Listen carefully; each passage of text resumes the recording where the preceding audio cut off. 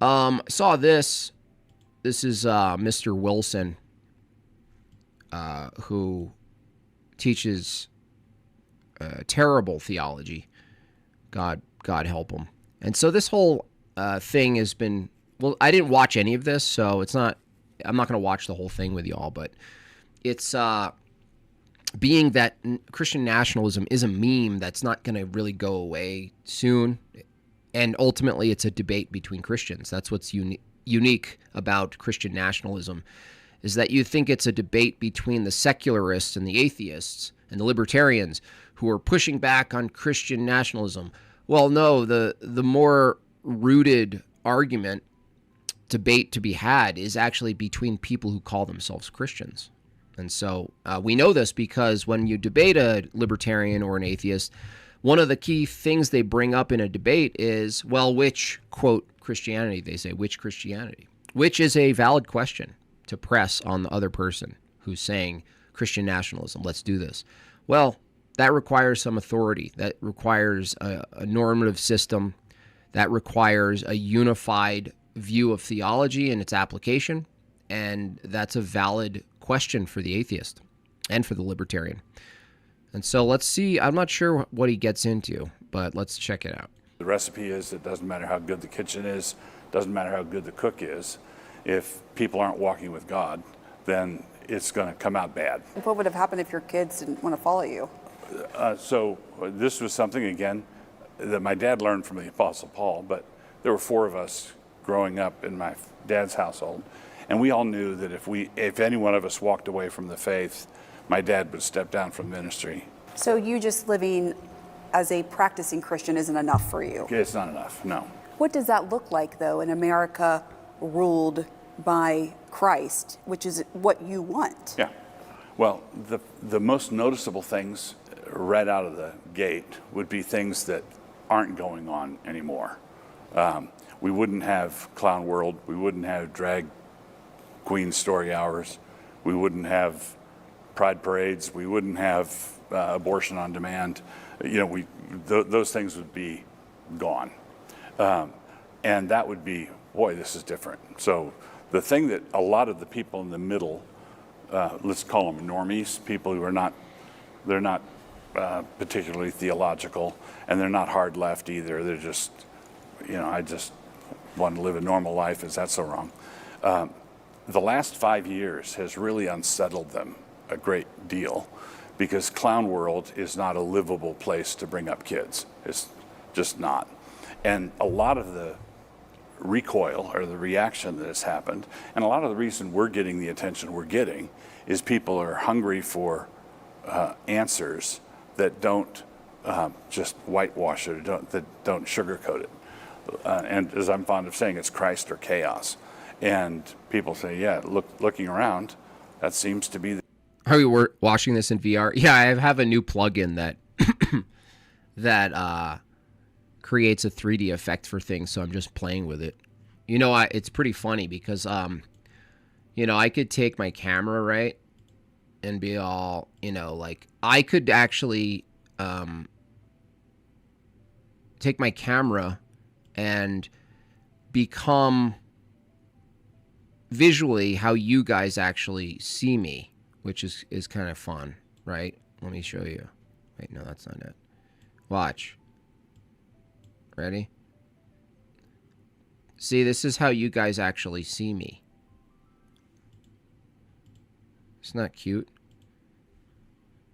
See it? Or this is how I think you see me. Who is this Doug Wilson character? Let's get him. The case. And so you're seeing a big expansion in membership in these last few years, really since COVID, right? Yes. Since unbelievable. 2019, our church community here has doubled in size. Mm-hmm. During the height of COVID, it was like a refugee column, people moving here, chased here by blue state governors, chased here by COVID restrictions, chased here by pastors and elders who flaked on them, who closed their church down. And people, a lot of Christians were discovering that they did not have the Christian leadership that they thought they had. For real. They thought shepherds were supposed to protect the sheep, and I think that this is going to be my gimmick from now on. I'm just going to run with this. Just a big head mode. What do I care? Alter Void, $20. Thank you so much, Alter Void. Nice to see you. Sorry, only here for a minute. For a church with no authority, why does his title say senior pastor? They have levels of pastors. Yeah, they just make it up. Now I will say that everything he said up to this point is totally possible, and you would have to make that commitment if you were a Christian and you said, well, what does Christian nationalism mean?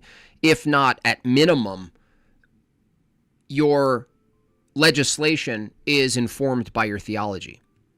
So any Christian who says they're a Christian anyway, who says, well, I'm a Christian, I just don't take the view that law should be informed by my theology, and you simply ask them, do you think abortion should be illegal? They're done. It's over. It's over. The moment you ask that question, it's over from their view. All you've established is you're pressing them on the how to arbitrate the line at which you're going to use the law, use force to exhibit your theology. So it sounds like Doug Wilson's at least understands that, okay, enough of this like trying to fit your theology into classical liberalism. Enough of this dancing around and being like, well, believe whatever you want, just don't enforce it. Don't push it on me. You have right-wingers saying this sentiment, by the way. Believe whatever you want, you know. If you want to be gay, do that. Just don't force it on me. No, well, obviously, there's a deeper issue here. So at least Doug Wilson sees the deeper issue. The problem is he has to also hold the view that they're all determined to be completely degenerate anyway. You actually look like Peter Dinklage. Yeah. No, I feel like I should run with this. Here's a big fat fun from an atheist. Have a good one, dude. Thank you, Timu. See, even atheists support this. when the pressure came, it didn't happen. Would you define yourself as a Christian nationalist? Yes. And how do you define that? Well, mostly because I much prefer it to the names I usually get called. How do you define that? Is it you are a Christian and you want this nation to be a Christian nation? Yeah, I'm a Christian, and I'm an American who loves this country. Mm-hmm. So put those. You guys want to see what it looks like if I was jacked, though? Here, I'll do the opposite. Ready? Here's Beefcake Jimbob.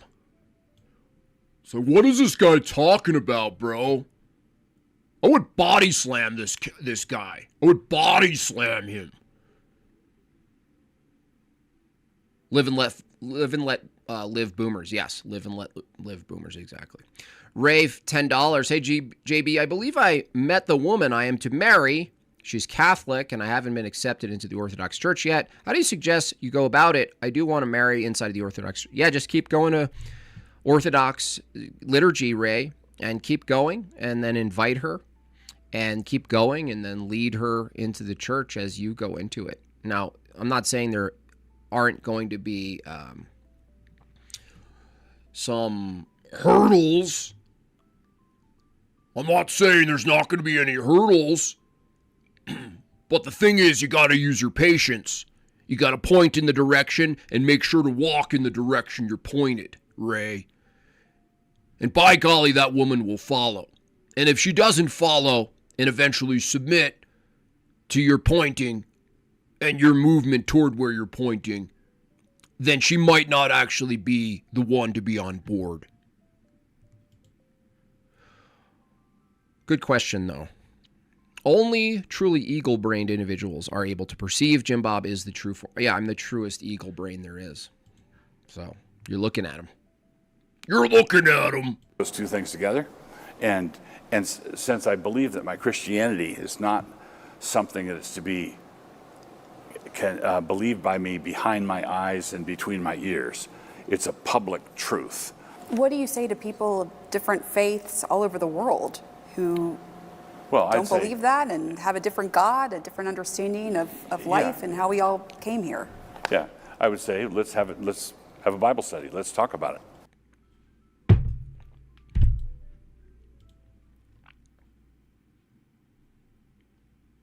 Did you hear him, guys? Did you hear the answer?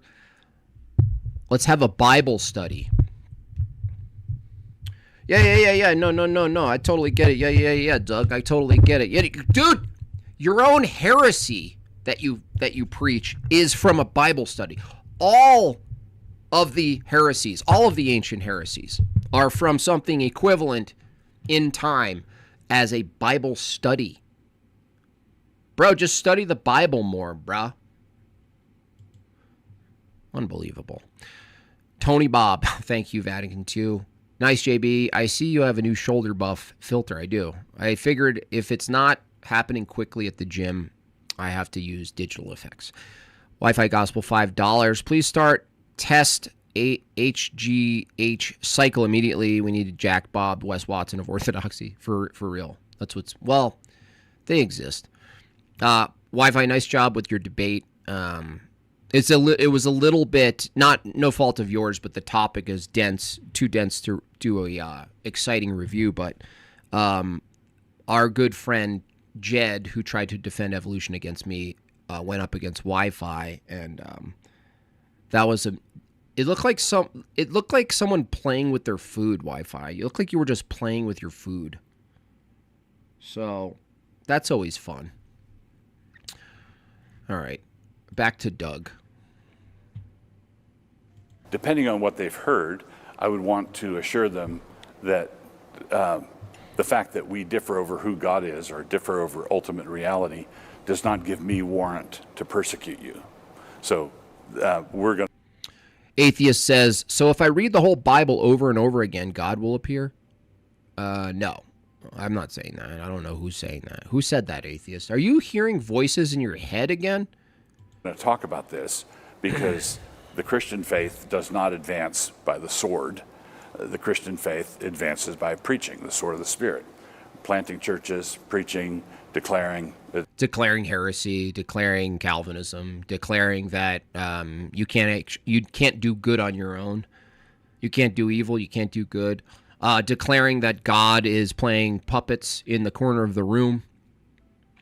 Declaring that a modern innovation of a church rejects the 1,500 years before it. Declaring that. Is that what you're declaring? Yeah, that's what you're declaring.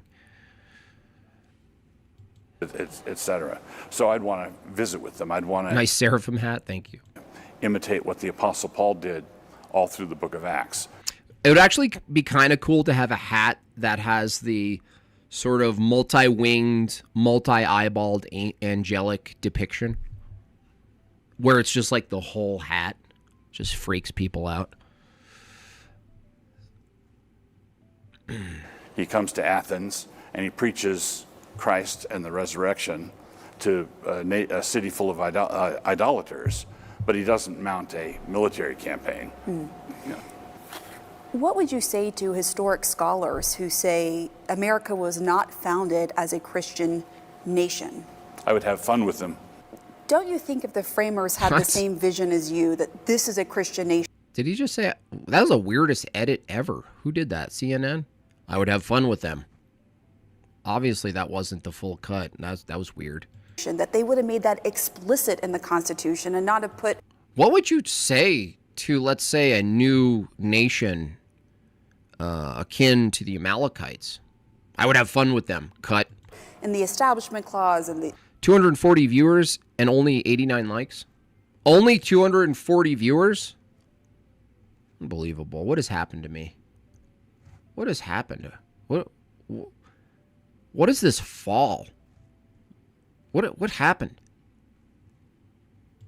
The prohibition of religion. Someone do a hit piece on me without my knowledge?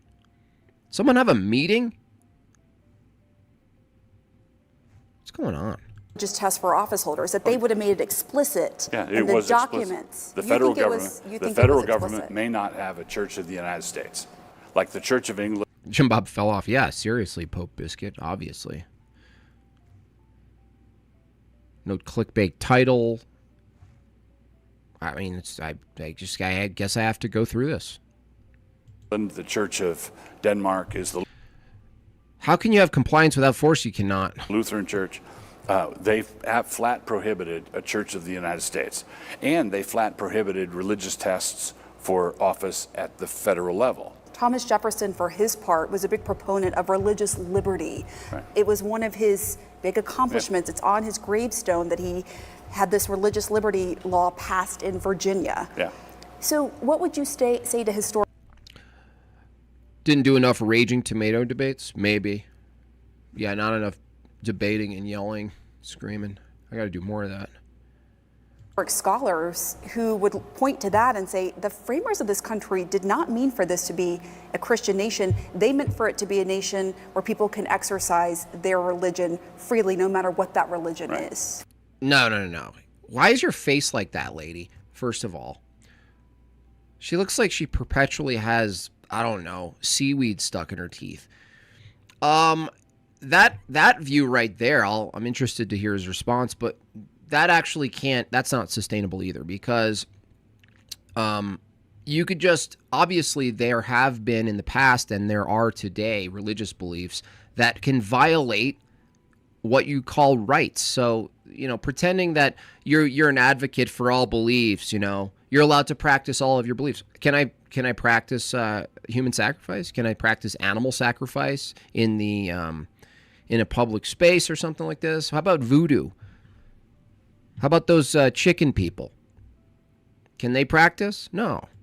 First, I would invite these historic scholars in the most friendly way possible to have a public debate on the subject. I think I don't want to, King Ahab in the Old Testament says, let not him who puts on his armor boast like him who takes it off. But I think I would do okay. And I think I would do okay because I'd be able to point to the primary documents as well. How would a Muslim or a Mormon or even a Catholic fit into your version of a Christian nation? Yeah. So one of the reasons we have such problems with assimilating Muslims and all these different Hindus is that there are so many of them, right? So if we had a Christian republic and a Muslim came to Disneyland with his family, we have no problems. I don't know about this take. Obviously, more people exacerbates what the problem is, but the problem isn't the amount, right? There are people who move to this country, Indians, who don't assimilate. Even if they try, they can't even do it. It's like an act. It's like a bad act. It's like they're doing a bad impression. So they can't do it. There's something deeper, okay?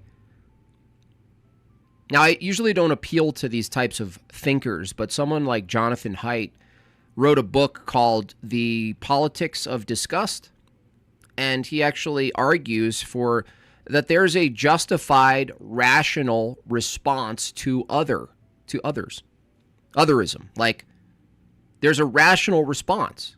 So people gaslighting everybody for saying they're not like us, that's a disgusting view. Like having some sort of aversion to people, groups, or individuals who are not like you in culture, in the way they act, in the way they look, in the way they stand, in the way they talk, in the way they shower or don't shower.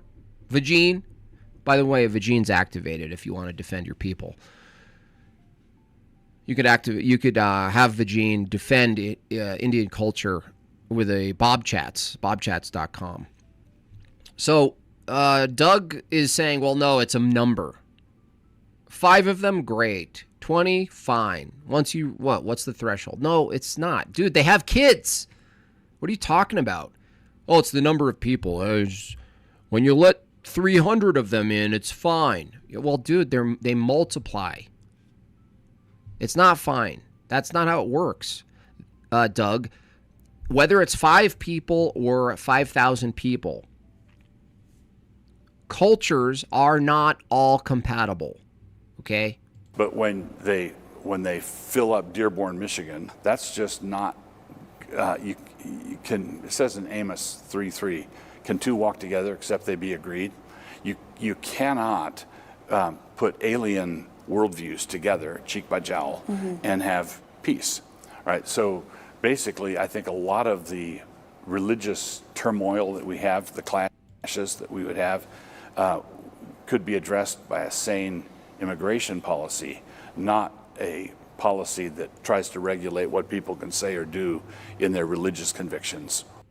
No, it's both. So it's totally both. That's not an either or, Doug. Not sure why he's saying that's an either or. He already contradicted himself. He just said in the opener, he said we would eliminate abortion. We would eliminate pride parades. Well, obviously, dude, Doug, have you realized that there are other heterodox and heterodox and heretical people who call themselves Christians who advocate for pride parades? Hello?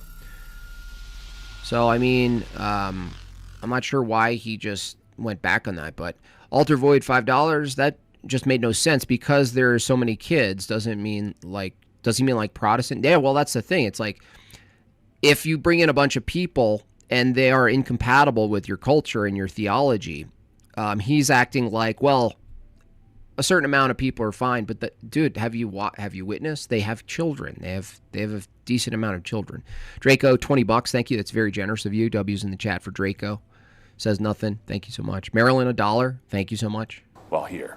So the foundation for you is... Marilyn, being that you claim to be God, you'd think you'd be able to maybe increase your donations over here, considering God could access any amount of money at any time. Marilyn. You believe this is a Christian nation, right, despite the debate from historic scholars. Exactly. But notice that when the Muslim says to me, who are you to say? I can say, all right, we have to live together. Who are you to say which way it should go?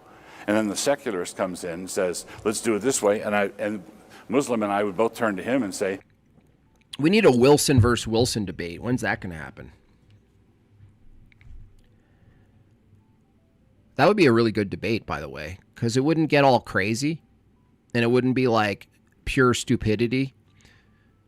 You know, like Andrew fighting against pure stupidity, even though Doug Wilson's view is really, I mean, his theology is, I mean, it's bad. But that would be a good debate. That would be top tier Wilson versus Wilson. That'd be great. And who are you to say? So you feel like we can't have a functioning society? Yeah, we can. Without... And look at our society currently, not functioning. Do you believe that secular society is basically a religion of its own that is the antithesis of your Correct. Christianity? Secularism is a religious faith, religious commitment.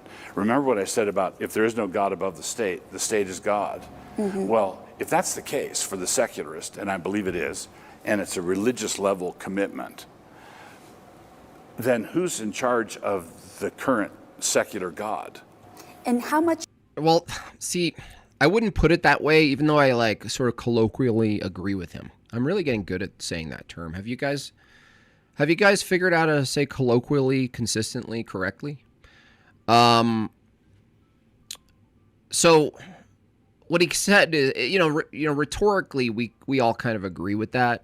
Like secularism is its own type of like cult at minimum, religion at most, but it's not compared to a God existing. Well, yeah, we would argue they make an idol, but they don't accept these terms, so it's not really the best way to compare it. What a good way of comparing it is just saying what it is in action. And what it is in action is secularists have an arbitrary set of bullet point values that are unjustified from their own view, and a willingness to use the gun and the threat of force to implement their values.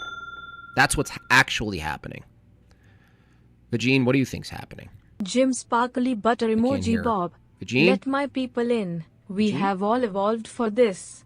We worship the same God Vagine? as your Catholic anime fans. Did you guys hear Vagine? Maybe I just didn't hear Vagine. So do you understand that they the way I argue this, and I don't want to give away all my goodies for future debates with these people, but the question you'd ask a secularist is the same. You'd say, are you okay with people being religious? And they, of course I am. I wouldn't take that freedom. And you say, okay, is it fair to say you are okay with people's beliefs so long as they don't enforce their beliefs on you? They say yes, right? That's an easy trap to set, right? So they're already in a problem now, because if they are saying that they are okay with people's beliefs so long as they don't enforce them on people, use force, you ask them a simple question. You ask them first, are rights, human rights, a belief? So if, just to try to be really charitable with Doug Wilson here, human rights from the secularist view are faith-based. So you don't have to get into calling it a religion or that they have a God. You don't have to do that. All you have to do is establish that secularists have an aspect of their system that's faith-based, and they have the willingness to enforce their faith onto other people with a gun. And then they're done. This came up with who was it? Was it Mark Reed? Who was I debating where it was like, is the belief in God justified? Was it Mark Reed? Yeah. It's the same line of questioning. Okay. Which is your post-millennialism belief driving all of this? Great deal of it, yes. Tell our viewers about that, what that is. Most American evangelicals are premillennial, meaning that they believe everything's falling apart, and when things get really bad, the Antichrist is going to take over, and then Jesus will come again and save us from all that. But it's a pretty grim view of human history between now and the end. So that's the premillennial understanding. A postmillennialist is someone who believes that the gospel is going to be victorious in the world. The nations will, in fact, be discipled. And you have said, I don't have a direct pipeline to Pete Hegseth. Right. But don't you think your influence is having an impact right now? I hope so. I write books, and I don't write and publish books to launch them into the void. I want people to read them and be influenced by them. Mm-hmm. And when people read them and are influenced by them, and they're in a position to actually do something, it's gratifying. I'm happy about that. Wait a second. Hold on a second. I thought you held the view that they have no real power or say in the matter for doing something, Doug.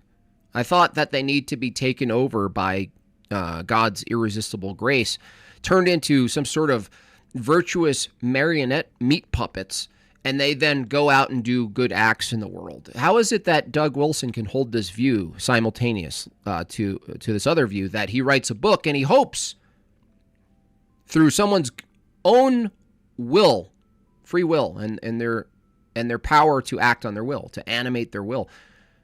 He's acting like humans can do this. I write books and I hope that it affects people, and then they get up and start doing something. Well, I'm sorry. If you combine that with your theology, you're basically saying that your books are equivalent to God's irresistible grace. How do you reconcile that? You can't. Because for many years, decades, frankly, your views were really seen as fringe. Yes. Now Justin, uncomfortable. Did you watch some of that? I assume you watched some of that, Justin. Some of the statements during that panel were so disastrous. I only left one comment in the chat, and Glenn sent me the link to get on, but it was so, and no offense to anyone on that panel, but it was so naive, all of it, that I just couldn't even, it wasn't even, I don't even know what to do with it. You see not by me, not by my wife. Not by you or your wife or your community. Only, Apex, only the elect read his books, right? Only the elect read his book. So they don't need his book, though. That's what's so crazy about Calvinism, is that, which you're using rhetoric, but that's actually, Apex, that's kind of what he would have to say, right? But then if they were already elect, they wouldn't need his books. So it's like, if only the elect do the thing, then the thing that you're trying to use as persuasion and influence for people to get on board with this view, they're either on board already, right? They've already been tapped. Community, but yes. They were seen as fringe. Do you now see them becoming more mainstream? Yes, I do. they have become, my views on a number of things have become steadily more mainstream and have done that without me moving at all.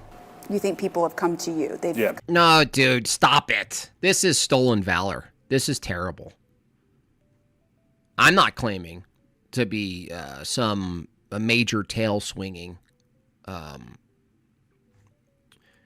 effect of this movement toward Christian nationalism. Yeah, I wouldn't say Doug Wilson has had no effect, but he's kind of being presented, and I think this is purposeful. You get Doug Wilson up there and not anyone else, right, to talk about Christian nationalism in their way of speaking of it.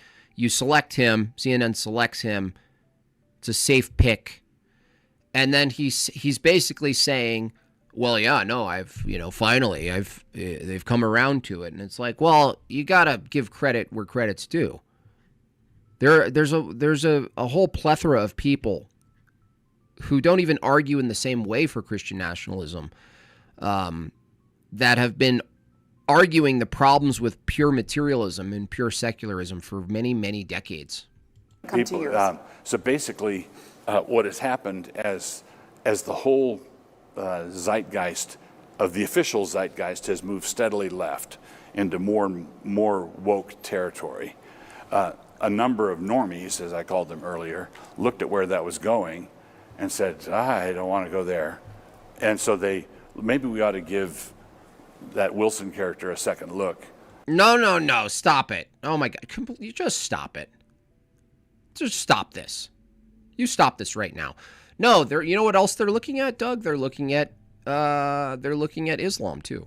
They're looking at before nauseated face emoji. Deep lore. I used to mod for Glen L when I was an Inquirer. Had to leave that while red pill Christ sphere. Yeah, the red pill Christ sphere. Yeah. Doug Wilson is doing some fantastical, shameless framing right now. No, dude. They check out Andrew Tate again. They check out the red pillars, right? They see the way it's descriptively going. It doesn't follow that they go to Christ. It follows that they go to anything that's alternative to the way it's going. Well, now, is it a good thing that they're rejecting the way it's going? Sure. That's just one step. But to say that they're not stepping up onto all different platforms is just this is silly. Oh, maybe we should take the Doug Wilson seriously. Yeah, right. Yeah. In your own head, that's what's happening. No. They're taking all sorts of people seriously because of the rejection of modernity. They're looking at all sorts of people, dude. It's not you. It's not peculiar to you. It's weird. It's a weird take. A little bit of an ego there. If I woke up as an atheist tomorrow, the last thing I'd be concerned with is a Bible. What's up with these people? Seriously. He sounded pretty crazy 20 years ago, but I'm rethinking that. And what are you seeing happen in the Trump administration right now that reflects your Christian values? The series of appointments in the federal judgeships that led to the overturning of Roe would be the central thing. If our church doesn't have a spire with a bell in it yet, but if we had the bell, that would have been, when Dobbs came down, we would have been ringing it all day.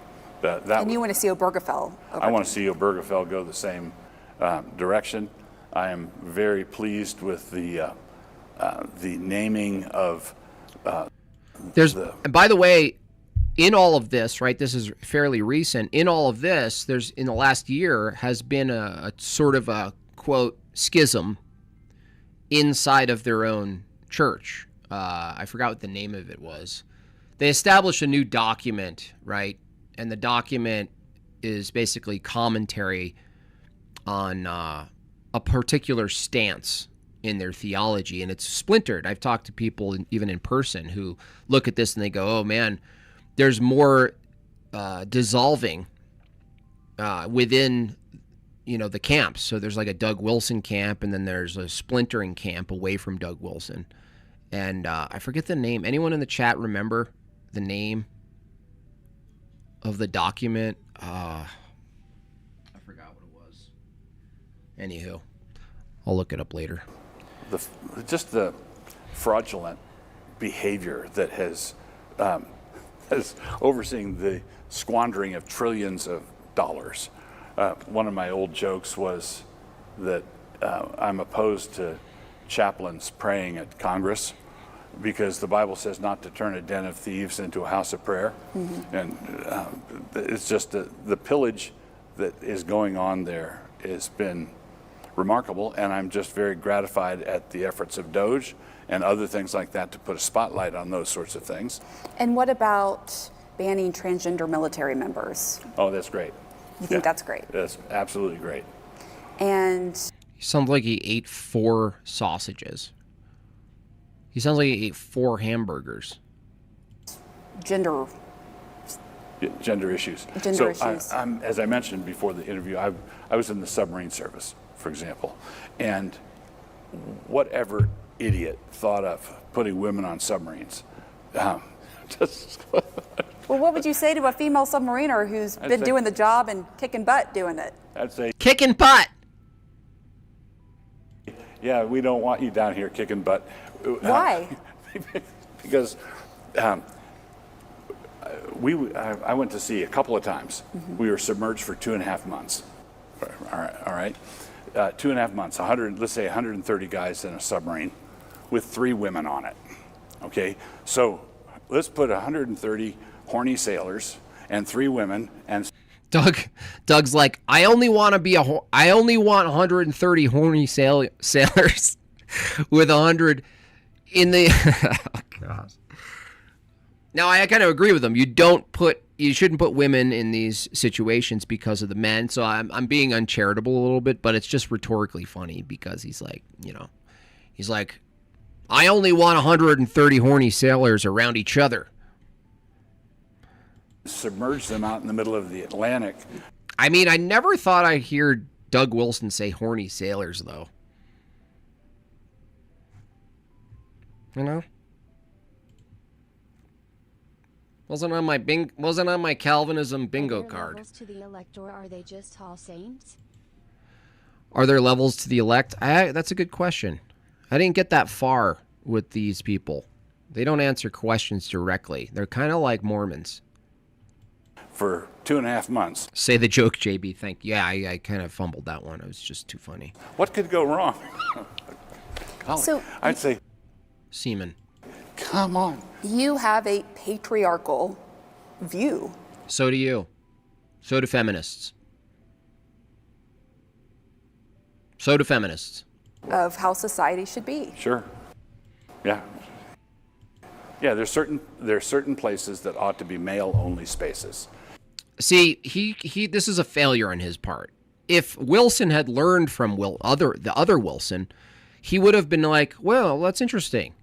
So if you swapped Wilson with Andrew Wilson and the same question was posed, so you want it to be patriarchal, he'd be like, well,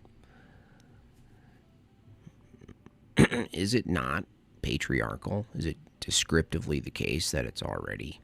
Now, whether it's a weak patriarchy, the fact is it can never be matriarchal. It could never be matriarchal. So it is patriarchal. It's just weak. It's just like weak threaded, weak mixed. It's bad cement. But he's like, yeah, I want that. No, he has to push back and say, well, hold on a second. Isn't it patriarchal? And combat is one of them. And being closed up in a submarine is another one. I mean, closed up in a submarine with 130 horny sailors. Can you imagine what that's like? I can. And, so what it boils down to is that sort of thing. Egalitarianism has been the basic platform, and feminism is a subset of egalitarianism. And you can't split the difference. It's not patriarchy. Paternal is father. Men are not acting. Yeah, they're failing. But the thing is, even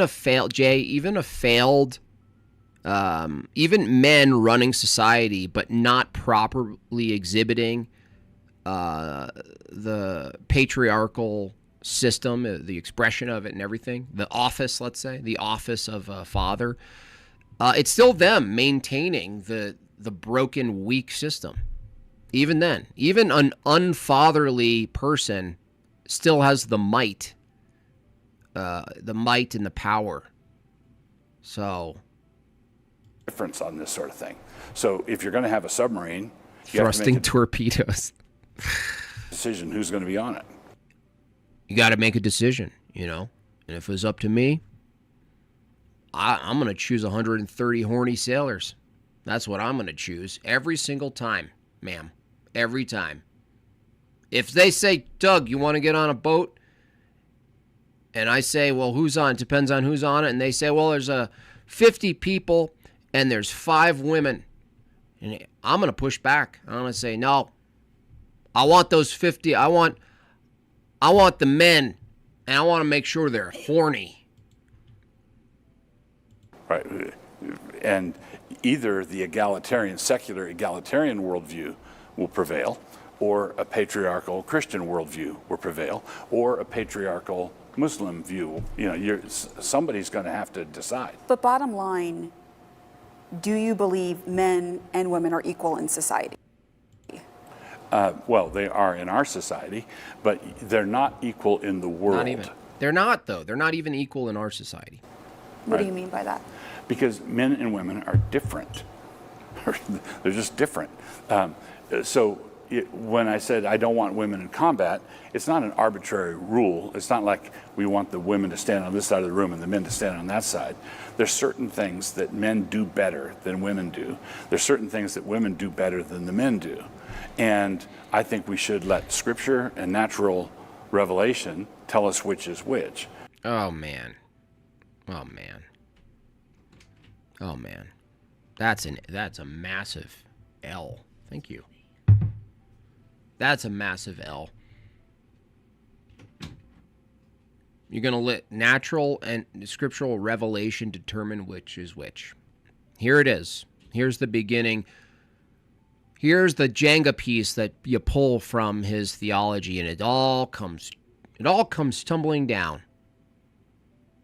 Not even 130 horny men could remedy this problem. Oof, Doug. Bad. This is bad. In fact, I have to play it. I have to play the L's. Where's my L's? Where's my L's? L. There it is. I have to play it. L's in the chat. L's in the chat. Oh, no. L's in the chat. Bad. L's in the chat. L's in the chat. Okay, so you're going to read the Bible. That's it? You're just going to read the Bible? How's that an L? Gain, flex. Let's listen to him again. Okay, just to make sure we're both hearing the same thing. Gain, flex. Here we go. And I think we should let Scripture and natural revelation tell us which is which. Okay. Scripture needs an interpretive authority. Okay? Where's the guy? Gain, flex, cal. Gain, flex, cal. Scripture needs an authority, interpretive authority. The body of Christ, the church, which compiled Scripture, you need an authority. You still need an authority for natural revelation, even if you held to some view where you're just gaining natural revelation. I'm doing it, guys. I'm doing it.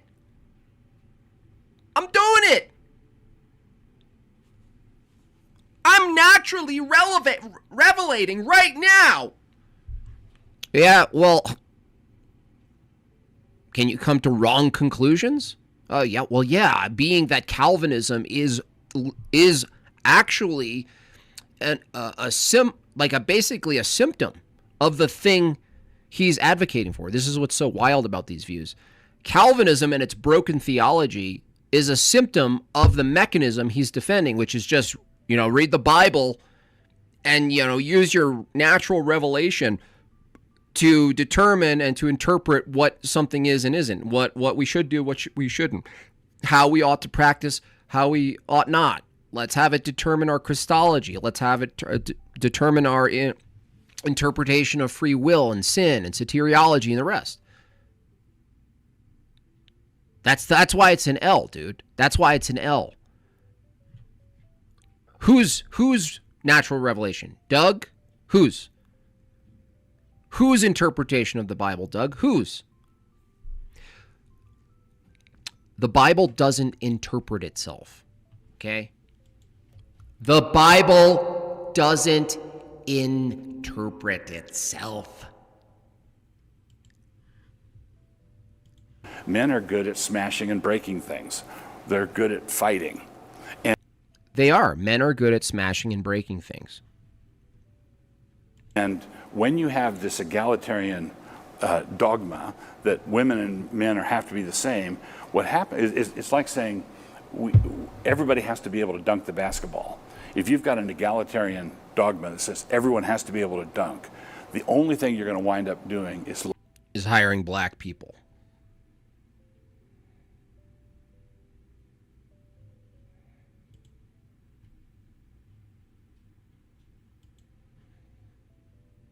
lowering the net. And so consequently, you've got firemen, one of the things that Pete Hegseth has done is instead of making a regulation concerning the women, he just said, we're back to a uniform standard of fitness for going into certain avenues, certain places. Yeah, lowering standards. Mud, $10, thank you so much. Can you imagine being trapped in a tube with 130 of our finest, strongest, most fit, horny, all hot and sweaty, just walking around in their tight little sailor pants? Oh, I was just saying, Doug. yeah, dude. I mean, can you imagine it? And that de facto is going to exclude. Stephen Williams, NBA slam dunk champion, is white. Jimbob. I know, it's called rhetoric. Many of the women, all right? But do you think the underlying premise was what you're saying? Women shouldn't be in combat. Correct. Our viewers might hear that and think he wants to turn this into a totalitarian, patriarchal society. He wants to turn America into Gilead with handmaids. Right. That's so stupid. Handmaid's Tale is likely the outcome of secularism. What do you get when you take secularism and progressivism, which not only allows for, but in a lot of cases advocates for the termination of your own children, in addition to the view that having children to begin with is a selfish act? You know, why would you bring these people into the world? Well, what happens when you run out of babies? What happens when you run out of people to run society, take care of the elderly, take care of blue-collared tasks, keeping plumbing going, electricity, all of it, right? It all just starts to shake, right? And then eventually it collapses, and what do you get? Well, you need more people, right? Well, the great irony of all of the secularists and progressives always using The Handmaid's Tale. Terrible, terrible show in the end. I watched it for a while and I was like, oh, this is kind of interesting scenario. But it's so unrealistic because not only is that not likely a theocratic reality, why? Even if you take Islam or something else, it's in our theology to procreate. Family is an element of the theology. Progressivism does produce a depleting population with no obligation to reproduce to a tipping point where we can't replace ourselves, which we're at. And what would you have to do to maintain society? Well, you'd have to use force. Yeah, another reason that Handmaid's Tale, is so unrealistic is that in the instance where fertile women were the commodity, the hot commodity, they would be treated well. They wouldn't be treated badly. They'd be treated well. They'd be given the best of the best. They'd be propped up. They'd be in a suite. They'd be make sure their health is in order. They'd be given lots of food, and they'd be given a lot of liberty to walk around for their well-being and their mental states. They would not be turned into slaves, because that's not, if the value is children and the secondary prerequisite value is the women who give give birth, the fertile women, you would treat them as if they're royalty, that they're almost like, prophet standard or whatever, prophet level, not prophet. What would be the word? I don't know the word, but they'd be seen as like nobility. They'd be seen as high class. They'd be treated as such, as queens. What do you say to that? What I want to do is keep women out of submarines, which is not totalitarianism. I want all gay submarines, hot and horny under the ocean. He's just really concerned with his submarines. Jimbob, don't forget that Handmaid's Tale isn't a cautionary tale. It's their secret fantasy. Right. They just won't admit It's it. a fetish. Some people want to be able to stop thinking and just be told what to do. It is a fetish. I agree with that. It's a fantasy. That's one example. Right. It's you've got to decide which way you're going to go. So, for example, when you send Bruno into shower with the junior high girls, and you force. We do treat them like that, except they don't give birth. No, I'm not saying treating them will then make them give birth. I'm saying that that in an instance where they were needed to give birth, and the value is that, you would treat them better. You would still use force to like get them. You'd still kidnap them, but you would treat them well, even if you kidnap them. You'd you'd splurge and keep them healthy. That on them, and you arrest parents who protest at the school board meeting. Blink twice if you're forced to wear that hat. No, I love this hat. It's my eagle hat.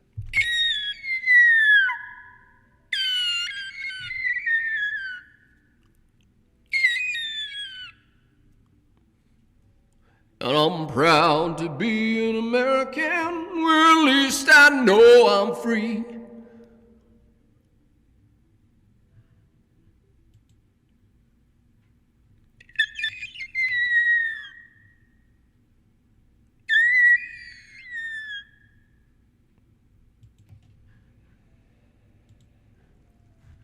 Anyway, I would call that totalitarian.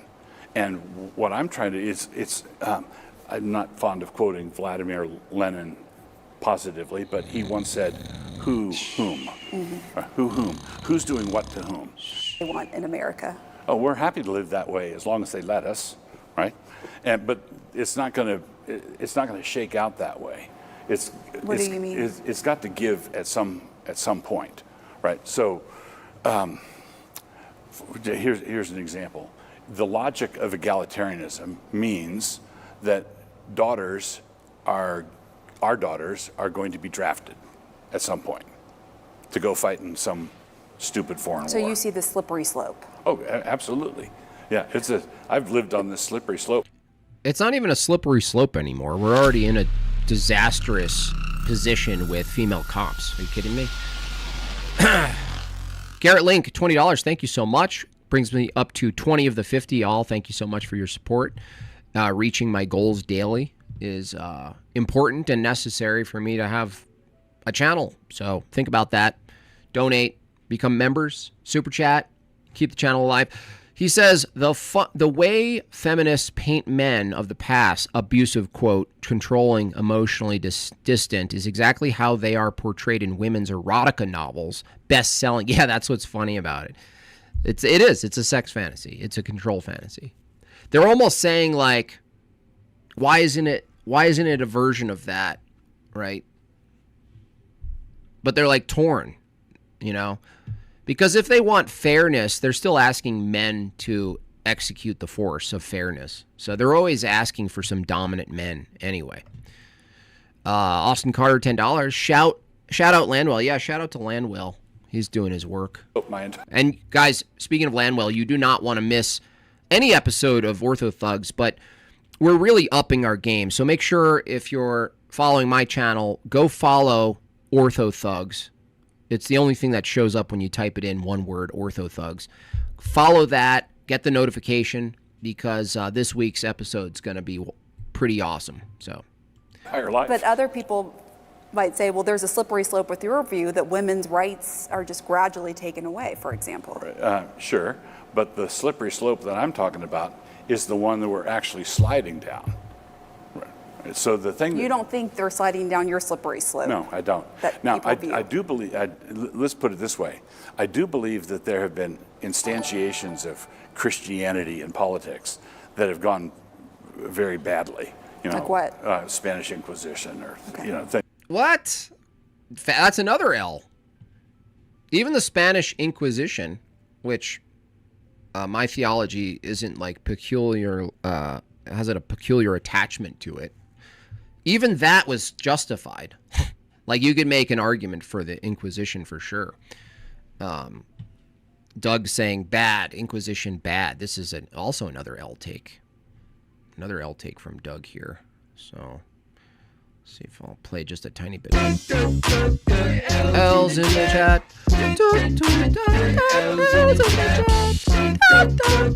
L's in the chat. All right. I won't drown you out. There are things like that that I think, okay, that's no good, and we should never do that again. I'm an advocate of Christendom, but the first Christendom had some warts. It had some things that we don't ever want to do again. So there are slippery slopes on the Christian side of things, and I think we should guard against those things. But why? From what view? Pope Biscuit, great question, right? This is a great question. This is, you know what, Pope?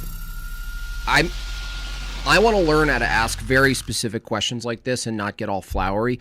Why are women's rights a priority above a functioning military? This is just everyone zap that into your brains. W. Pope Biscuit. What a question. So simple. Why are women's rights a priority above a functioning military? You could ask that at a more local level. Why is women's rights more important than a male cop's life that depends on another male who's as strong or stronger to be able to fight off and wrestle another strong man? How many times have you guys seen the clips? There are montages at this point of female officers with their weapon being dominated by a man even without a weapon. You see far less statistics and visuals of the same thing happening between two men. An armed male police officer being overtaken by an unarmed male assailant. Right? Extanglia coming in very generously. Thank you so much. A big 50 from Extanglia. Here's the super chat equivalent to $50. Get some from Jordanville Monastery online store on me. Oh, that's cool. Also, awesome eagle sounds. Thank you. I'm pretty excited about I got whale sounds and I got eagle sounds. right now, that's not anywhere close to being our central problem. You basically think you're David and Goliath. Yeah. So over my Yeah. shoulder right here, there is a poster of the cover of a book, and it says, "It's good to be a man." Right. What does that mean? I'm in favor of enforcing Christian standards, but not a Christian belief. Yeah, you can't force people to believe anything, but you can force them to behave a certain way. You know what I mean? So a perfect counterexample, let's say the secularists said exactly what you said. Well, no, you can't enforce how people believe. Yeah, we do that. That's literally what law is. Like, there's people, how many people disagree with certain laws? How many people disagree and don't even think rights exist? Well, we do that all the time. It means that this is that book is an argument that is a defensive reaction defending young men who don't know who they are because they have been taught their entire life that white heterosexual males are cancerous. So masculinity is tagged as toxic masculinity. Yeah. If a boy acts like a boy in school, right, we hit him on the head with a chemical rock. We don't, because we don't know how to discipline them. We don't know how to make boys stand up straight. We don't know how to make them work hard. We don't allow them to roughhouse and wrestle and monkey around like we all did growing up. And those of you who didn't do that, you're either a single child. I'm sorry. Or or something else. Like, but you end up like Duck. Remember Duck in the chat? You end up like that. Like the fact that my son is like punching me in the face right now, I'm so blessed. I thank God every time he does it without me looking. He'll just, you call it a dry gulch? He'll just whoop.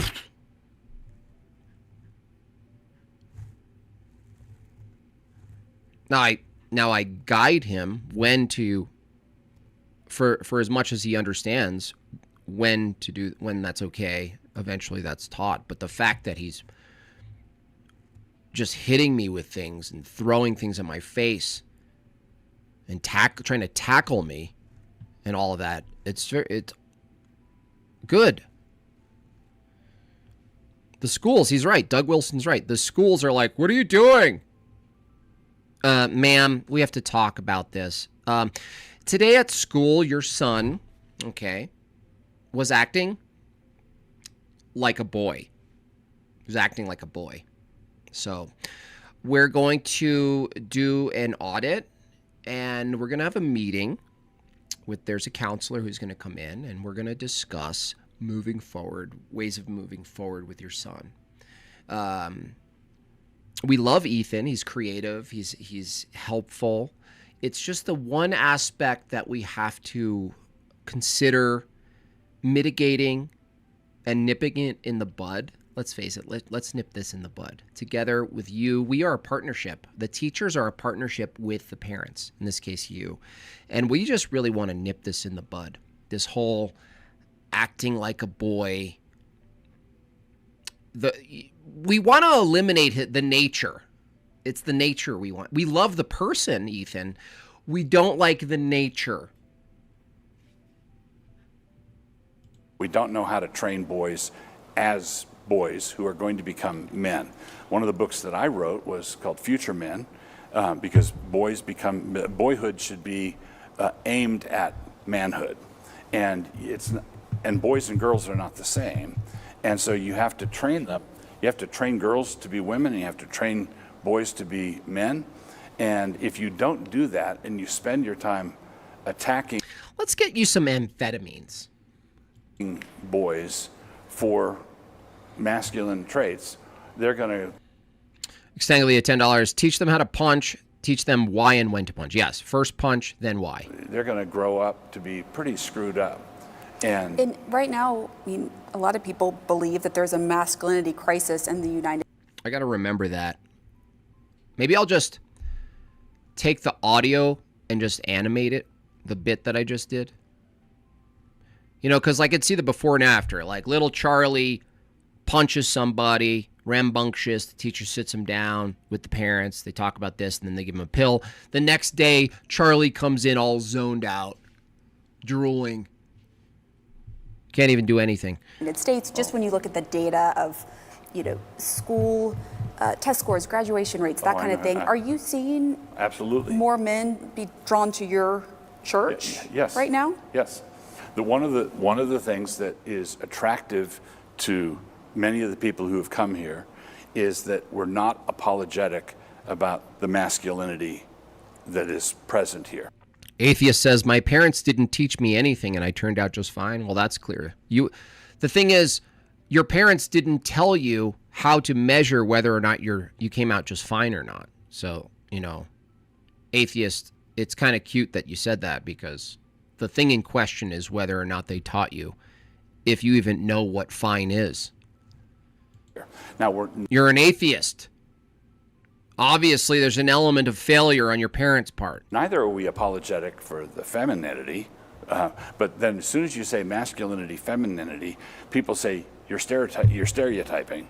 You're saying men are like this and women are like that. And I'd say, yep, we're stereotyping, guilty. So what does that mean? What role do you think women play in society? Women are... Is she purposely acting like a chihuahua? Are the kind of people that people come out of. So you just think they're meant to have babies. That's it. They're just a vessel. No, it is. Wow, look at that face.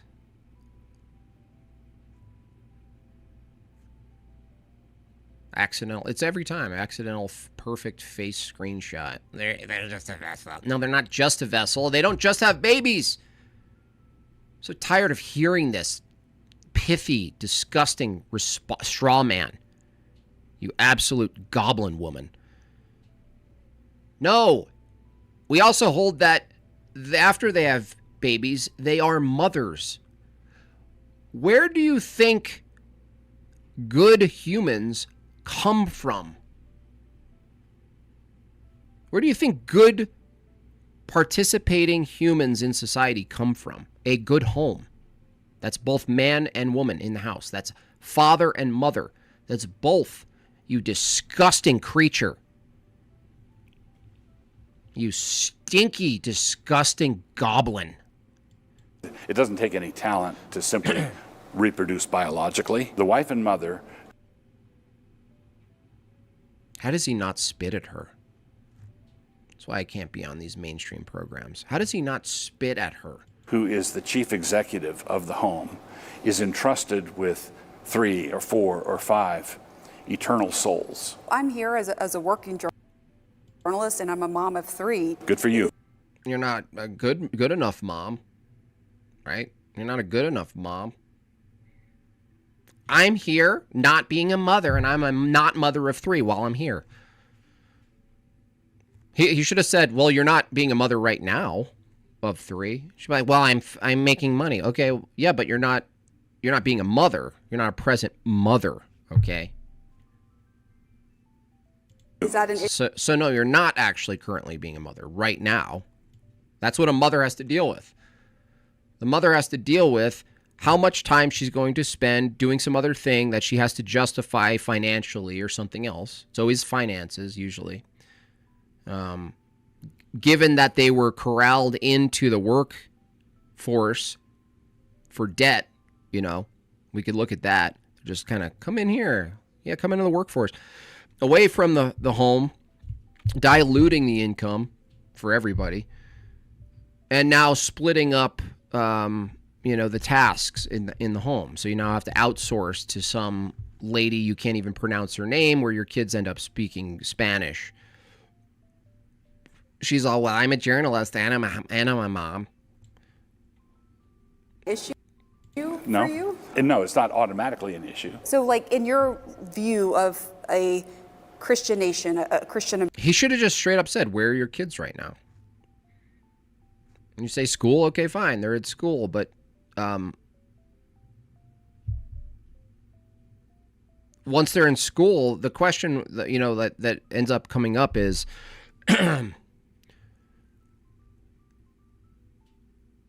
this would be the same would be true for a father. Let's say a father, so that it's not so biased. Like, let's say a father goes out and he wants to provide, and you go, that's a Christian virtue. And using his skill and his gifts for good, Christian virtue. Income, supporting the family altogether, protecting the family, virtue. But let's say the father, because of his job, is now traveling all the time, alone in hotels in different cities, meeting random people all the time. Like, he's just in an environment that's not home. That's not the home. He's not in the home. So now you have this other problem from a Christian view where even though the father is making a bunch of money and sending it home, and the house keeps getting bigger, and there's more cars and there's more toys, there's no priest, lowercase, not clergy, but priest in the house. It's not just this like pragmatic function of the house. It's also that the home is an extension, an icon, if you will, of the church, and so it would be reflective. So the question becomes, when is it when the things you're doing, whether you're a woman or a man, a father or a mother, when is it where your duties as a mother and a father are now being compromised because of the thing you're doing? That's the question. It's not this like strict view where it's like mothers who are mothers can't have an income or have some sort of side job or something they do. That's not the argument. America, would this be acceptable that I'm here as a working mom in Idaho? Sure. Wouldn't Okay. be. Okay. Sure. This is the thing. There's a difference between what's a sin and a crime. Okay. So in every society, there's certain things that are just, you don't let people do it. All right, it's a crime. It's against the law.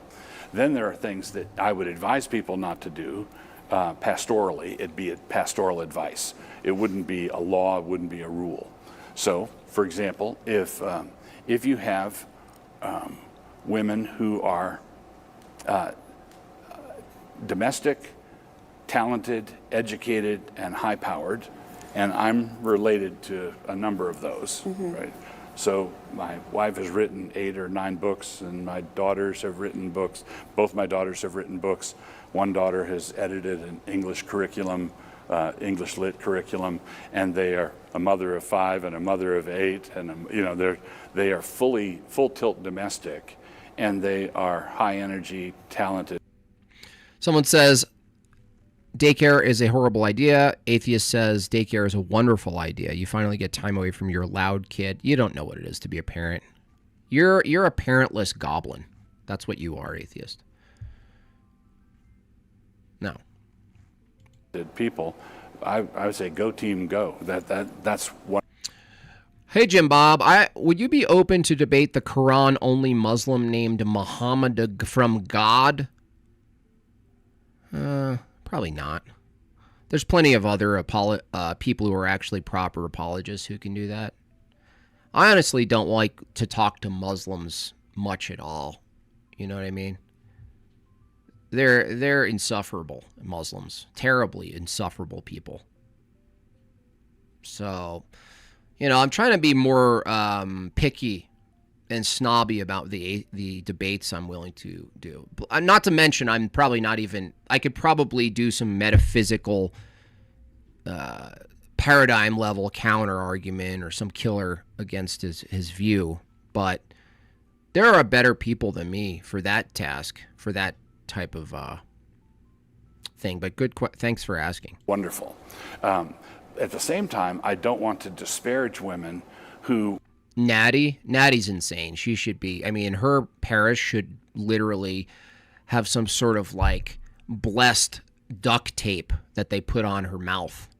Want to spend their time in the home, just focusing. I don't want to backhand it or disparage it at all. I want to honor that. I want to honor that. I want to honor that. But you're comfortable with a working mom leaving the home and. Sure. Okay. Yeah. Wait, what? What do you mean, sure, Doug? What are you doing? What are you talking about? No! What did you just do? Doug? What just happened? So you're okay with a mom leaving the house? Like, I mean, maybe I'm being uncharitable. Maybe he's not saying yes to what I think he's saying, but you got to be clear with this. No. If there's a mother who has in my case, 973-year-old. If the question is, are you okay with them just leaving and becoming just working moms and leaving the home? No, that would be a disaster. I don't care how much income you'd get, So what? You get the income from the mom, right? This is how it's so counterproductive. This is why atheists saying daycare is a good. This is why it's a bad idea. You get income from the mom and you justify it and you go, oh, the mom got some income. And then what do you spend the income on? You spend the income on babysitting or daycare, where a stranger, often childless, is now watching your kids and raising your kids for the most part of their life, right? That's what happens. And you justify it and you say, well, it's expensive, so it's a good thing I got the money to hire someone else to raise my kids in their early stages of their life. That's so stupid and counterproductive. So I'm a woman sitting across from you. Do you view me as an equal? Oh, No. Equal what? Equal person? Absolutely. As an equal person with equal rights. Equal person. So equal person, equal No. equality of citizenship. I would say, well, if you're a citizen, then there would be equality. But yes, God has created in the first chapter of Genesis, male and female created he them. In the image of God, he created them. So man and woman complement one another and together represent the image of God. This is why the duties conversation is so important, even if you're arguing with rights. I use the duties all the time. Andrew essentially pioneered this this insight has existed for a while. It's just that in the last 20 years, it hasn't been expressed so cleanly, I would say, since Andrew did it in multiple debates. But he just answered from his paradigm, but you kind of have to answer from her paradigm too, which is, okay, so I'm a woman. Am I equal? And you say, no, you're not equal. You're equal in the eyes of God. You're equal in value as a human being. You're equal, made in the image of God. But what's included with made in the image of God? Well, duties. So you're not actually equal in the duties you have. You're ontologically equal in value from a Christian view, but you're not equal in duties. And duties are informed by your nature. Man's nature, women's nature. So a man's nature does inform his duties, even from a Christian view, and a woman's nature inform her duties. So the question is, well, no, lady, you're equal, but you're not equal in practice. You're equal in value as a person, but you're not equal in practice. You're not equal in your duties are different. Doug Wilson cannot have a duty to be a mother. There's no duty for Doug Wilson to be the thing called a mother. So the question is pushed back on her. Do you have any duties as a woman? Because she has to hold, and this is why, even though it's been exhausted, the debates with feminists always comes down to, okay, under feminism, do you guys have any duties? And they say no. Shout out, not so erudite. No duties. Okay, for feminism to be a thing, given that it's descriptively reliant on rights, that's your foundational assumption. The way you're going to measure it is rights. You're now assuming that there's a duty to defend rights, right? Well, who defends rights? It's men. And they can never respond to this. They can never tell you what their duties are. So if Doug Wilson simply said, well, no, we are different in our nature. We are equal in our value under God, but we're not equal in our duties. So if I have a duty to defend women, Doug could have said, and she agrees, then you just simply ask her, what duty do you have, lady? She's going to be like, well, I have a duty to be a journalist. Okay. They want to erase the distinction between mother and father versus indiscriminate parents. That's right. They try to blur it. That's why they try to have gay parents or 3 parents or whatever it is. They pervert it. So, and that's... He's still got a boomer framework. He does. But you don't believe husband and wife are equals. Well, I don't think they have equal roles. So, but it's like asking which is more equal, the violin or the bow? I'd say the violin or the bow. They're one instrument. The violin and bow is one instrument. Right, but That's a pretty good analogy, but even roles is not clear enough. Roles doesn't tell you what informs the roles. You have to get to the core. The duty, which is derivative of the nature of a man and woman, is informing the role. Nothing could exceed in complexity or solemnity the ritual for Brahman defecation. Yeah, I agree with you. Disgusting culture you have. What I've read about you and your interviews, you have said that you believe the wife should be submissive to the husband, and therefore that would be equal if the wife is submissive to the husband. Well, it wouldn't be. For example, if you at CNN, Now, the reason he's struggling with this, I hate to interrupt all the time. I always get criticized. Jimbob, let the clip play. I understand it's frustrating, but I just have to.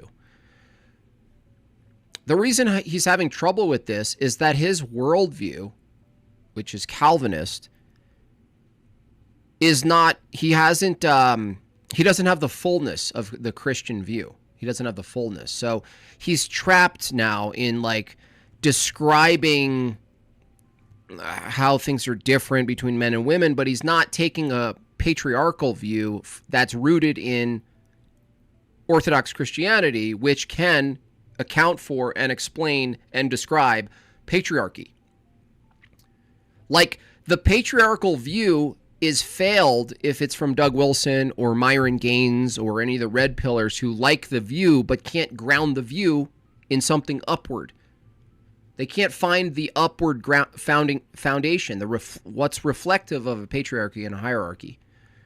Well, from a Christian view, specifically an Orthodox Christian view, Doug would be able to climb this mountain and go up and up and up and say, well, no, it's actually not the case that the woman is identical to the man inside the family from a Christian paradigm, but the man is also submissive to something higher. So it's not like it's only the women who are submissive inside a marriage or a family.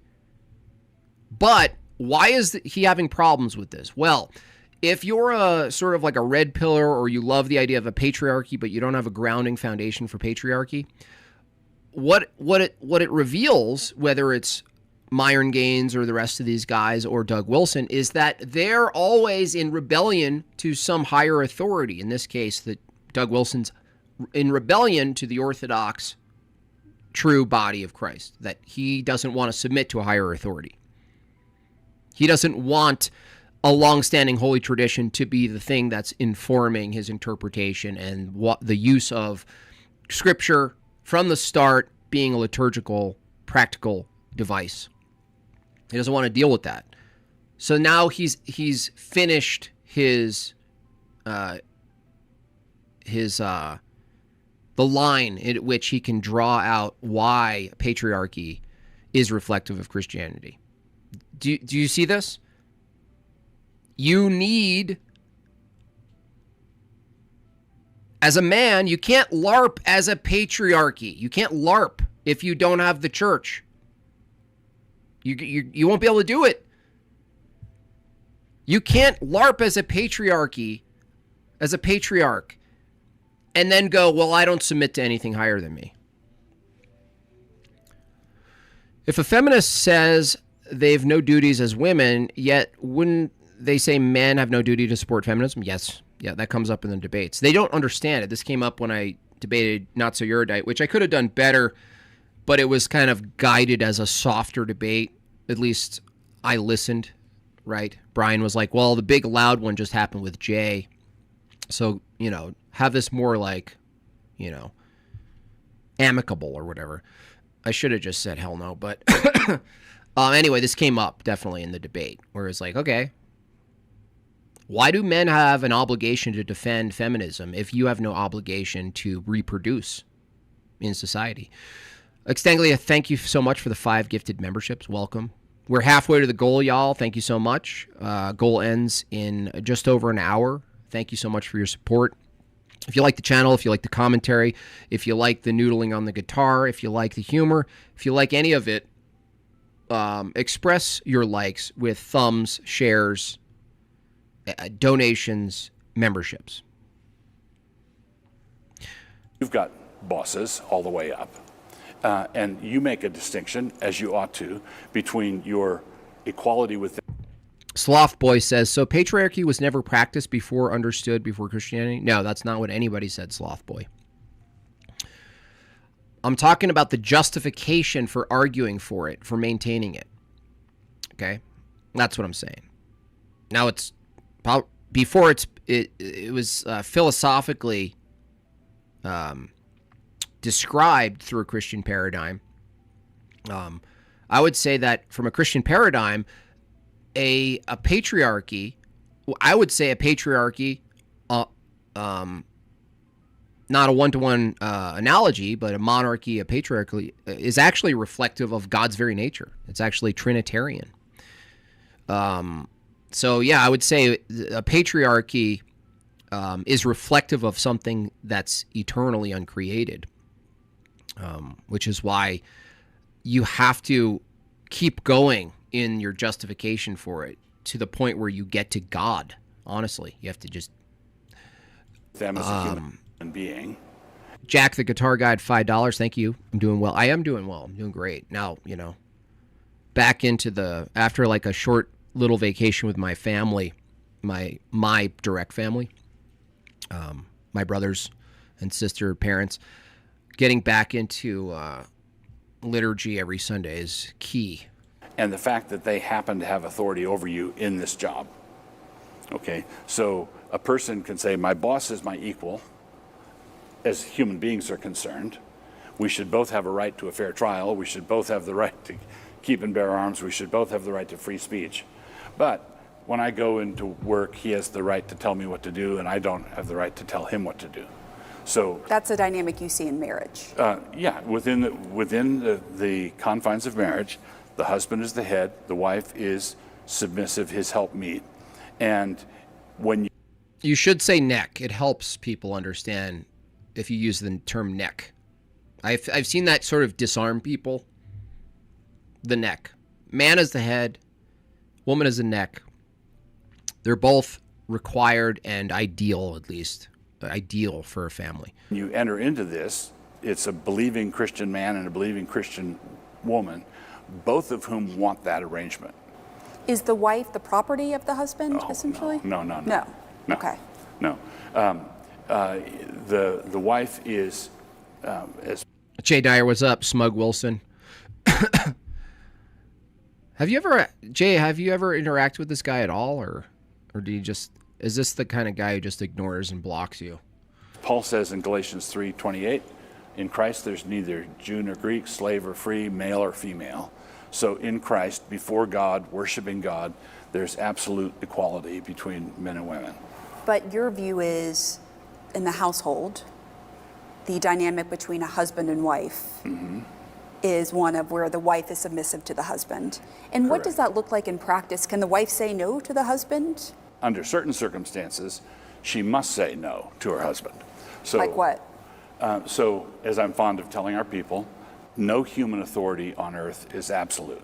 The civil authority is not absolute. It's a true authority, but it's not absolute. There are times when you disobey. Now, why would he say this? Now, humans are fallible. Individuals are fallible. But why would he say there's no authority? Why would he come to the conclusion that there's no... Obviously, we agree at the absolute level, the absolute authority from which all subsequent authority comes from is God, the triune God, specifically.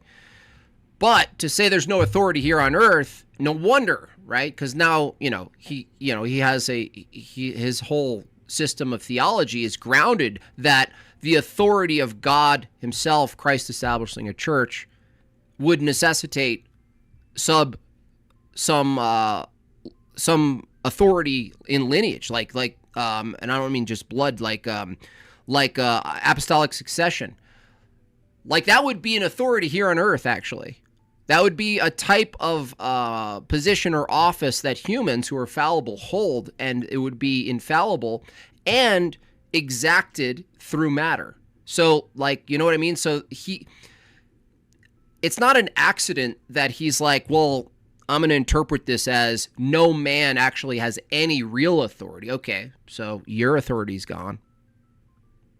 I'm not saying that your authority is absolute, but at the same time, you're going to have to figure out a way to metaphysically and in practice and theologically link your authority as a father, or let's say a pastor, right? He goes by pastor. You're going to have to link that to some ultimate authority so that it makes sense. But this is where they all fail, is they have to reject some type of authority that could sort of like transpose its way into matter. That is Christ. That is the body of Christ. That is the church.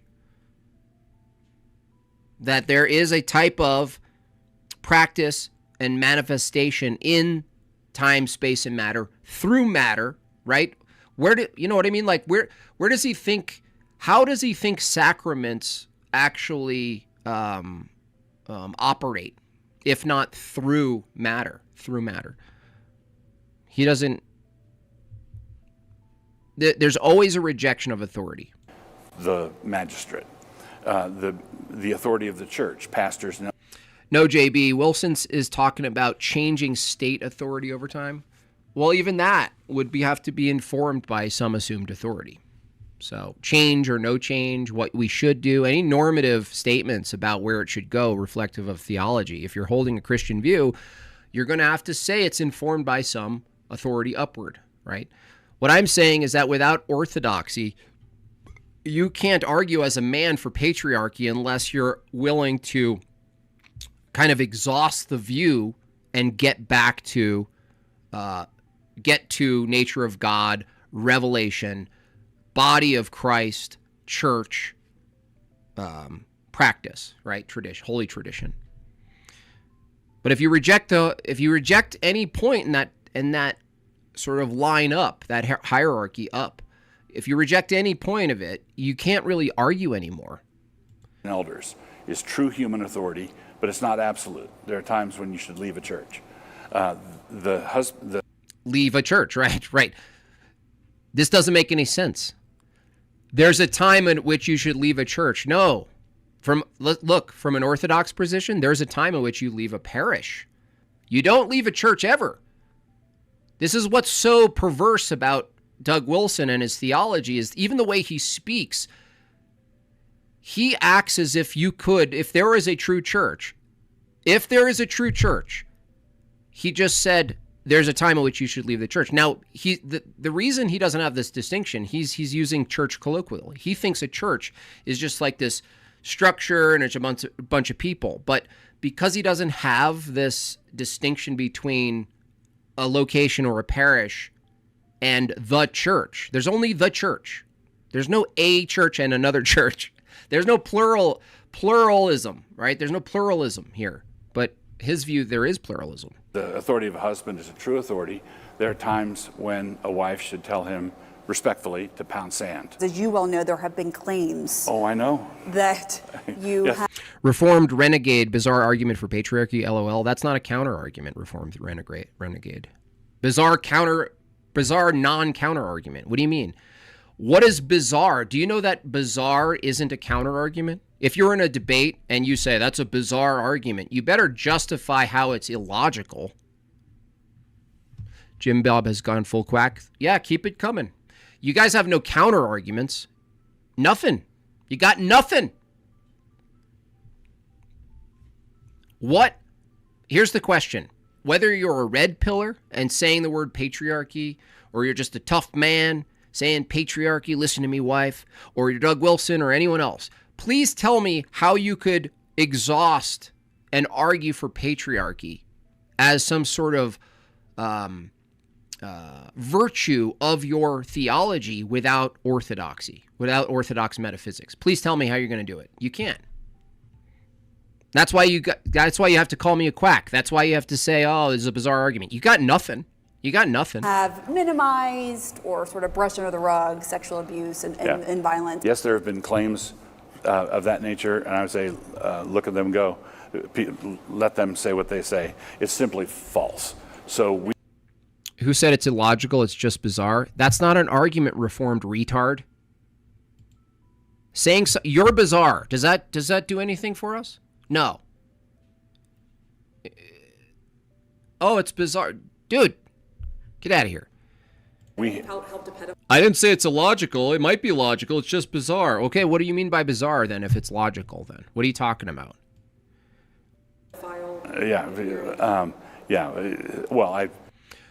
You're appealing to authority? Are you talking to me?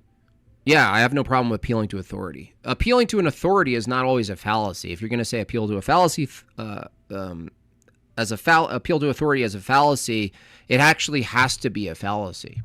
I conducted the marriage ceremony, but You're a bizarre fallacy. I did do that. That's weird. So, but I didn't set them up. I didn't arrange it for. That's weird. All the things you hear online that I did in that situation. So why would you marry off a pedophile? Because it was legal. Am I missing something here? Did I miss something historical about Doug Wilson? Wait, what? I don't understand. What's happening? What makes you think that Orthodoxy qualifies patriarchal structure because you believe it's the one true church? That's it? No, it's historically. It's not that I believe it. Is that I could actually track back Orthodoxy to the apostles. Not just in practice, but the actual people who taught the practice. So, no, it's not just that I believe it is. You can't even say that there's a church, FYU 305. You can't even talk about church, the term church inside Christianity, without tracking yourself back in time, tracking through time to the apostles. So it's totally reasonable to say, well, I believe in one true church. And if you said that, I believe in one true church. For instance, he thinks Calvinism is the one true church. Protestants think Protestantism is the one true church. Catholics too. Well, if anybody's making that claim, you better be able to track your tradition and your practices and your theology, your Christology, all of it, all the fancy words that you guys hear of. You better be able to track it back in time, back to Christ when he says, on this rock. Okay? You can't, that's not why. So, no, it's not because I believe it. I believe it because I'm able to track it back. There's either a one true church of Christianity or Christianity is false. I'll debate you on this topic one day. How about right now?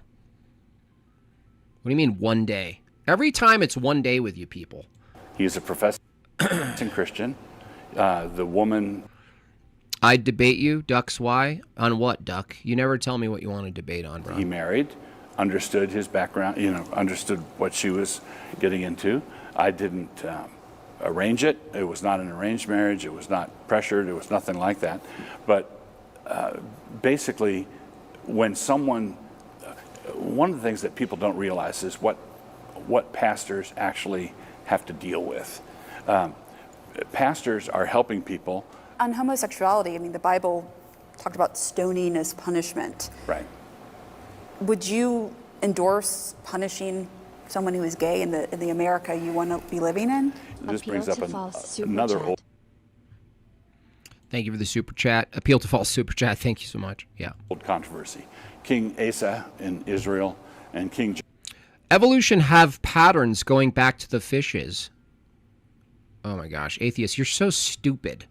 You should be lobotomized. Evolution have patterns going back to fishes. Ah! There is no pattern to see God. What? What would a pattern to see God? What would that be? You're in a category error, atheist. I mean, why do they talk? You guys, people like you, atheists, should be loaded up on a train. Honestly, you just get out. Just load them up. Just get out of here. Too dumb to operate in the world. Jehoshaphat. The evolution has patterns. Dude, patterns, you have to assume patterns before you get to evolution. Evolution doesn't have patterns. Patterns is a metaphysical term, you douchebag. Both in... Becky sees patterns. I see they patterns. Both closed the bathhouses. They shut it down. And they exiled... Train to Poland. Duh, where else would you go? Jason Cassell, thank you so much, $10. That is why most other denominations don't teach the history of the church. Yeah, because they know it would lead to their followers to orthodoxy. That's right. They never teach church history. They think it doesn't matter. All you need is the Bible. You shake that Bible, it's going to whisper to you. You hear? You read the Bible. If you're uncertain what it says, you read the Bible again. And next week, you wait for the whispers. Pope Biscuit, $10. Apparently, Wilson married a convicted PDF to a woman in the church. Said PDF has removed from the house, admitting the polygraph. He gets simulation from interaction with his infant son. Weird. I never knew that about Doug Wilson, but that's rough. That's a rough one. Said all done with that and exiling homosexuals. And the scripture praises both men for doing that, which means that the requirement for the death penalty that does exist in Leviticus, that requirement was not a minimum penalty, but was a maximum penalty because scripture... That's a good distinction, but even after Christ, right, it doesn't follow that the punishments... Okay, this is why you have to look at it from a progressive view, and I don't mean progressive politically. I mean that God himself, being the standard of morality, can deliver prescriptives over time that develop with humanity. Just the way a father delivers prescriptives for their children at different levels of their development that are appropriate. So it doesn't follow that because there was a punishment for X in the Bible that there must be that punishment for X in the now. Okay, it doesn't follow. This is what atheists do. They go, well, it happened then, so why? That means God changes. No, that's the confusion with these people, is they think prescriptives for punishment or justice. I shouldn't even say punishment. It's justice. That's divine justice. That means an ordering, a setting of order. Even if the way in which that occurs in reality is could change over time, it doesn't follow that God's nature himself changes over time. Praises the kings who didn't execute the homosexuals. They just shut the orgy down. They just shut the party down. So there is latitude in the application of biblical law. There is latitude in how it's applied from Scripture itself. So, but bottom line, do you see any America and the America you want to be living in where homosexuals are punished? I think that because they've decided that they want to live freely as a gay person.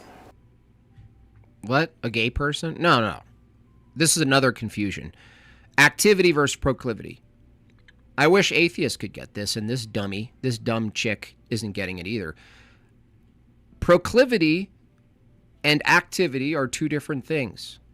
Okay? Someone could have a proclivity for violating the law or like having some weird... It doesn't even have to be sexual, right? There's a variety of proclivities, and if they go against law or they cross a threshold for decency, let's say, then the question isn't whether or not people are punished for having a proclivity. The question is whether or not you can manage and govern and police activity, not proclivity. You can't actually police proclivity. I mean, you could mitigate it. You could probably work against exposure to triggers for proclivities, but the activity is what we're talking about. Homosexuality, in the way it's described today, they've moved it from proclivity to activity, and they say, well, my activity is justified. It's not my fault. No. Your proclivity might not be your fault. Your activity is definitely your responsibility. Garrett Link, $5. Economia, purposefully giving imperfect answers because you cannot comprehend the perfect ones. Yeah, I would say, yeah. But that... Punished how? When I first began ministering, well, just... Autished, Jimbob, they can be as gay as they want as long as they don't. Yeah, that's the same for, you could be as rageful as you want. You could be as demonic as you allow. The moment you act on it, even under a secular view, you're justified in policing it. What do you mean? It's not, I mean, I don't know if you're countering me right now, but any person who has a view of a lawful society holds a view that there's a difference between proclivity and activity. Just so you understand how the Overton window has moved. When I first began ministering as a Christian minister, I was grown, an adult, and preaching the gospel. Sodomy was a felony in all 50 states. All 50. Now that, and I didn't begin. And the Supreme Court. There goes his whole submarine fantasy. Court, I know, stepped in and overturned that because of no, my point, yeah. There was the Lawrence ruling. The chat is super toxic. That doesn't mean anything, SW. The word toxic means nothing to us over here, so. Correct. And the Supreme Court said that. Yeah, the whole thing, we are where we are now.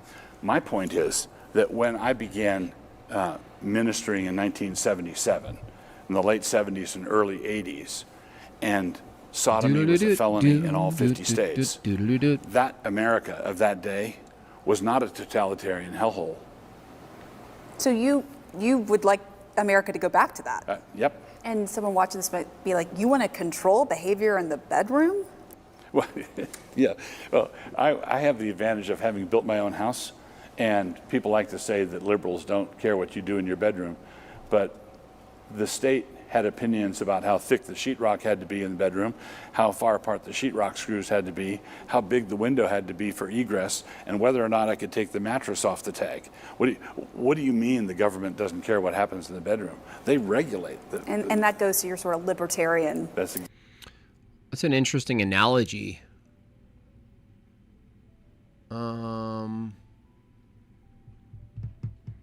Well, certainly the thing that's analogous is government regulation of a lot that goes on, what you can and can't do out there in the world. Certainly, it does regulate what happens in the bedroom. Why? Because there have been murders that happen in the bedroom. So it's like, maybe I would have taken that counterexample instead of the house building. You know, he took like a sort of like libertarian view for a second. But the thing is, if he's not arguing that the government should be able to regulate what you do as far as building codes in your own house, that's not the best thing to appeal to. You should appeal to that there are things that happen in people's bedrooms that they're tried for, right? You already have that.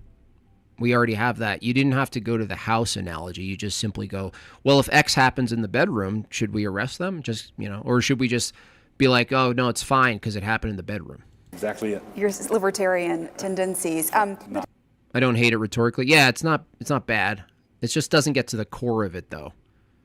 Because you can't tell if he's in favor of the government regulating how things are built. It sounds like, I mean, what your vision is from the writings of like R.J. Rushdoony, you know, who is a Christian Reconstructionist. Would you call yourself a Christian Reconstructionist? Maybe small r Reconstruction. What are you talking about? You're Reformed. You literally built entirely new Christianity. Was never a card-carrying member of that, but I read Rushdoony and I read Gary North and I read Bonson and learned an awful lot from them, but I never signed off on the entire project. But what part did you not sign off on? Oh, they were kind of an ornery lot and fighting with each other a lot. And you guys are fighting with each other now. You guys are fighting with you just launched a massive document. Anyone tell me what those are? The document. Catholics are the most base? No, Chick Mito. Catholicism, Chick Mito. No offense to my Catholic friends out there. I love you. But the church itself is gone fully ecumenist. That's not based. Ecumenism is not based. Now, Orthodoxy does suffer from the tumors and cysts of ecumenism as well, but there's a tension there. At this point, there's almost zero tension with ecumenism. And certainly Vatican II is not based. If you say you worship the same God as Muslims, and you might as well allow Muslims to roll out their little rugs and do their little rock licking ceremonies inside of your cathedrals, if you're going to be consistent. I think some of the applications of Old Testament law were too wooden. So I think that you have to budget for the fact that Christ came and transformed the world. So when Christ died, the Old Testament law was crucified with him, and the Old Testament Bartholomew? Yeah, I think that's the case. Law rose again from the dead. Show me your sky daddy, Chase Haggard. Chase, I hope you're doing well, buddy. But rose again transformed. And Chase, I saw pictures of like cars where you live that were fully underwater, and like the water subsided and it just was like these crazy mud car ghosts. Contemporary Compendium, $5 gets us up to 32, y'all. 32, guys, we have 50 minutes. Let's get those chats. Let's secure my goal for the day, please. It's the least you can do to be in the chat listening to me rant. Got a little what they call a griftathon on, please. Do I have to use emotional leverage? Do I have to shame you? Do I have to call you freeloading maggots? I wish I didn't have to take it that far. Contemporary Compendium, $5. If the government can regulate housing for safety standards, why can't the government regulate marriage and sexuality for the safety of the social well-being? Well, that's the good question. Why not? Why the hell not? The old diddling a cadaver argument could be brought in to question as well. Doesn't hurt anybody from a purely secular view. Wait until Vatican III, the empire throws it back. That would be a crazy, like, sort of 4chan. If you could convince, at least for a week, that there was a 3 on its way and it was, like, released, what would happen? The family, the church, and the civil government buckets. Where does the poor fit in helping the poor and the needy and the most vulnerable? Would that be up to the church or the civil government? It'd be up to families and the church, and I would say as a final safety net, the civil government. Okay. Because I know R.J. Rich. And I'm not sure that Doug Wilson, I'm not sure of this, but I don't know if they have a Symphonia concept or practical mechanism for a Symphonia. For those of you who don't know, the Symphonia is a relationship between government and church, but the government isn't the church. For instance, from an Orthodox conception of a Symphonia, you couldn't go to the DMV and participate in the sacraments. Okay? So they're separate, but they're informed by each other. They're related, but separate. They're distinct, but work together. I don't know if Calvinism and the Reformed view has a vision of what this means. Extanglia $5. Hey, I left for a few. What happened with him marrying off a P? I guess he knowingly knew or didn't know. I'm not sure. But he definitely married off a convicted pedo. And she touched on that, and he sort of damage controlled it. Dooney, in many ways, he thought the church should take on that role. Yes, but for example, in the Old Testament, the civil government, the gleaning laws, for example, where you left part of your field for the poor to glean and get sustenance, that's the sort of thing that the civil government could say, we want you to do that. And you basically think the civil government should Sola retarda. Stay out of the business of the family unit that you see as its own sort of enterprise. The family is the ministry of health, education, and welfare. The church is the ministry of grace and peace, or the ministry of word and sacrament.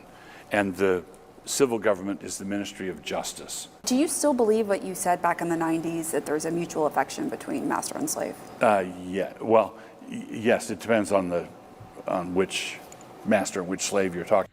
Oh, he said he knew and claims he's been reformed through his church. Yeah, well, that's definitely a position you can take. I'm not sure. Honestly, like, let's switch the scenario, and someone who's convicted, whatever. In this case, it's like one of the worst things. And to what extent does the church police marriage or participation, right? Let's say they wanted to be healed of their sin and they just happen to be convicted. Do they have a pathway into the clergy? Do they have a pathway to you know what I mean, being a deacon? I'm not sure, actually, even from an Orthodox perspective. Obviously, it would be case by case. I think that is at least fair to assume that would be case by case. So, but it's never good. Like, it's not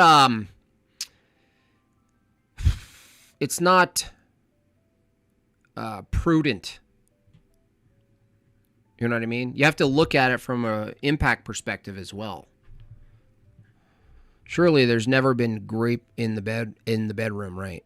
Talking about slavery was overseen and conducted by She's disgusted. fallen human beings. She's disgusting. And there were horrendous abuses. And there were also people who owned slaves who were decent human beings. Well, you also have to be willing to take this approach.